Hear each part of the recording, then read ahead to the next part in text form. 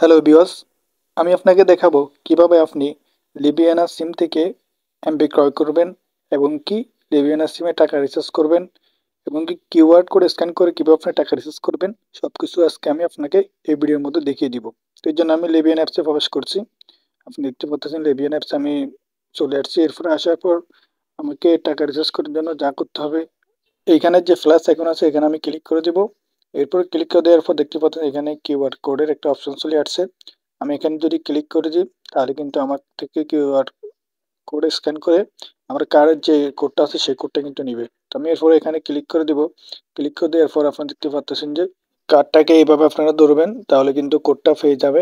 কোডটা যখন পেয়ে যাবে তখন কিন্তু নাম্বারটা চলে আসবে, আপনাকে আর নাম্বার ইউজ করা লাগবে না। কোডের সাথে সাথে কিন্তু আপনার নাম্বারটা এখানে চলে আসবে। এরপর রিচার্জ করার জন্য রিচার্জ অপশনে ক্লিক করে দিবেন। ক্লিক করে দেওয়ার পর এরপর কন্টিনিউ রিচার্জে ক্লিক করে দিবেন। তাহলে কিন্তু আপনার রিচার্জটা হয়ে গেছে। দেখুন আমার এখানে মেসেজটা চলে আসছে। এরপর যে আমি এখান থেকে বের হয়ে যাব। ব্যাক অপশনে ক্লিক করে দিয়ে আমি এখান থেকে বের হয়ে গেছি। এরপর আমাকে যা করতে হবে, আমি এখন এমবি রিচার্জ করব। আমি এখন এমবি কিনবো, তো এই জন্য আমাকে যা করতে হবে, আমাকে এখানে যে উপর দেখা যাচ্ছে যে থ্রি ডট নামে যে অপশন আছে, আমি এখানে ক্লিক করে দিব। এরপরে দেখতে পাচ্ছেন যে এখানে প্যাকেজ অ্যান্ড অ্যাডস অন, এখানে আমি ক্লিক করে দিব। এরপরে এখানে অনেকগুলো অফার চলে আসবে। এখানে আপনি আপনার মন মতো অফারগুলো ইউজ করতে পারবেন।